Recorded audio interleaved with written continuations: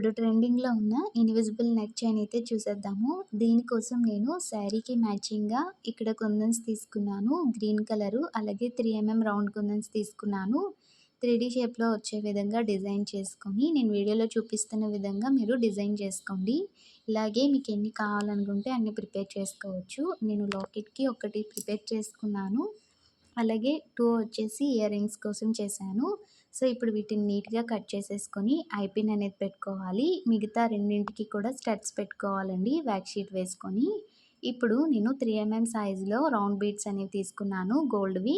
So, ఇప్పుడు వీటిని lock చేసేసుకోవాలి. ఇప్పుడు ఒక సైడ్ జంప్ రింగు, ఇంకొక సైడ్ హుక్ పిన్ పెట్టుకుంటే మనకి ఇన్విజిబుల్ నెక్ చైన్ అయితే రెడీ అయిపోయింది.